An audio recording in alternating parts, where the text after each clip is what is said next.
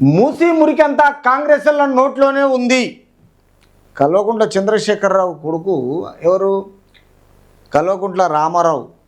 ఆ నోటికి ఏమొస్తే అది ఆ మాట్లాడడం ఏందో అర్థం కాదు. ఈరోజు రాజకీయాల్లో ఒక సప్లిమెంటరీగా వచ్చిండు.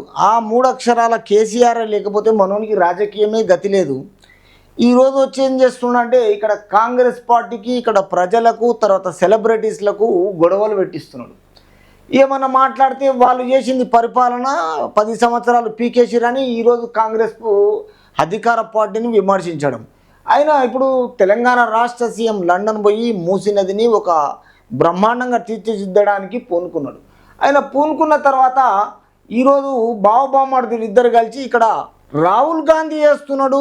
రాహుల్ గాంధీ ఇక్కడ ఏంది? పాలకవర్గం ఇక్కడ ఉంది, కాంగ్రెస్ అధికార పార్టీ ఇక్కడ ఉంది. ఈ అధికార పార్టీ కాంగ్రెస్ పార్టీ 9 నెలలకు అయిపోయిన తర్వాత ఈయన ప్రశాంతంగా కార్యవర్గం నడుస్తూ ఉంటే ఈయన ఏమంటాడు? మూసి అంతా మురికి అంతా కాంగ్రెస్లో నోట్లేనా ఉంది.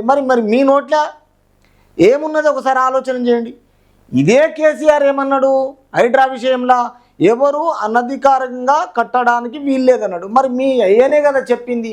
ఈరోజు హైడ్రా తీసుకొచ్చిన తర్వాత వాళ్ళకు ప్రజల బాధల ఆలోచన చేసి వాళ్ళకు ఏమి ఇవ్వాలి, ఏం చేయాలి, ఎంతో కాలంగా ఉన్నారు. ఈ హైడ్రా భావితరాలకు మంచి చేద్దామనే రూట్లో వాళ్ళంటే మీకు ఈ విపక్షగా స్వీకరించలేక ప్రజలు తిరిగి ఎక్కడ కొడతారో, మీరు సంపాదించుకున్న మీ ఫామ్ హౌజులు ఎక్కడ కూలగొడతారో అనే విషయంలో నానా రకాలుగా ప్రజల్లో తిరగడానికి ఒక మద్దతు సంపాదించుకుంటున్నారు హరీష్ రావు, కేటీఆర్. తిరిగి ఈరోజు కాంగ్రెస్ను మీళ్ళ పతనం బయటపడుతుందని, ఎందుకంటే ప్రజలు రాళ్లతో కొట్టగలని పనిచేసి ఇప్పుడు మూసి మురికి అంతా కాంగ్రెస్ల నోట్లలోనే ఉందంట.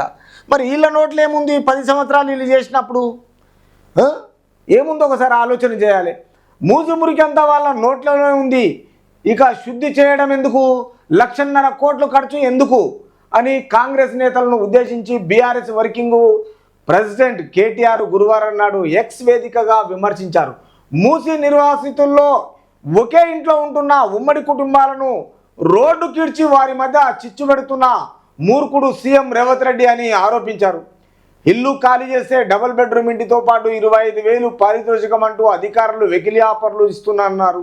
కోటి ఆజలతో లక్షలు కోట్లు వెచ్చించి కట్టుకున్న ఇండ్లకు 25,000 సన్నాసి. అదే మీ అన్న ఇంటికి, మీ మంత్రుల ఇళ్లకు 25,000 కాదు 50,000 ఇస్తే కూల్చమంటారా అని రేవంత్ రెడ్డిని ప్రశ్నించారు. ఇల్లు పోతున్నాయనే భయంతోనే ఒక బుచ్చమ్మ, ఒక కుమారన్న ప్రాణాలు పోయాయన్నారు. నీ ధనానికి స్కాములకు ఎన్ని ప్రాణాలు బలవుతుంటాయి మిస్టర్ రేవంత్ రెడ్డి? మీ సర్కారు చేసిన హైడ్రా హత్య కారణంగా 3 పిల్లలు అనాథలయ్యారు. ఆ ఉసురు ఈ పార్టీకి తగలదా? గుర్తుపెట్టుకో, లెక్కకు మిత్తితో సహా చెల్లించేలా ప్రజలే మీకు గుణపాఠం చెప్తారని హెచ్చరించారు.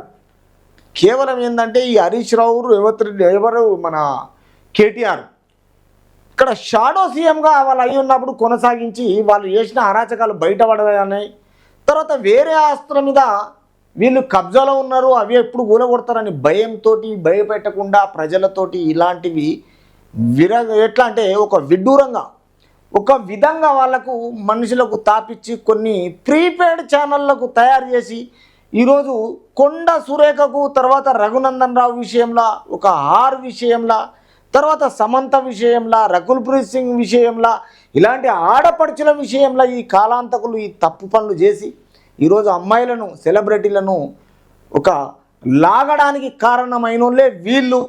కాబట్టి ఒక మన ఎట్లా అంటే వీళ్ళు చేసే సంసారము మిగతాలు చేసే వ్యభిచారపరంగా ప్రతి ఒక్కసారిగినా వీళ్ళు తప్పులు మొత్తము తప్పుల తడకలని తెలుసుకొనిగినా ఈ ఫీలింగ్ ఇంకా వీళ్ళలో ఉండి ఏదో విధంగా ఒక నక్కలాగా మార్కెట్ల తిరిగి జనాలను ప్రజల మీదకి ఉసగొల్పి అధికార పార్టీని బ్లేమ్ చేయాలి. తెలంగాణ రాష్ట్రాన్ని డెవలప్ చేయనియొద్దు, రాష్ట్రం డెవలప్ అయిపోతే మా ఫామ్ హౌజులు పోతాయి అనే ఆలోచనతో ఈరోజు వీళ్ళు ఏం చేస్తున్నారంటే మొత్తం ఇంటితో పాటు 25,000 ఇస్తుడు. వాళ్ళు ఎన్ని ఇస్తురు చూడకుండా కోటి ఆశలతో ఈ లక్షలు కోట్లు వెచ్చించి కట్టుకున్న ఇండ్లు ఏంటంటే ఎక్కడైతే ఉన్నాయో వాళ్ళని ఇంకా ప్రశాంతంగా మంచి కట్టేయాలి. వాళ్ళ భావితరాలకు, పిల్లలకు వాళ్ళు బాగుపడాలి. వాళ్ళు సిటీకి 4 దిక్కుల అన్ని రకాలుగా వాళ్ళకు షాపింగ్ కాంప్లెక్స్ చేయాలి. తర్వాత ప్రతి ఒక్కరికి మంచి చేయాలని అధికార పార్టీ పూనుకుంటే వీళ్ళ దిక్కెళ్ళి ఈ ధనాహానికి స్కాములకు మొత్తానికి 10 సంవత్సరాలు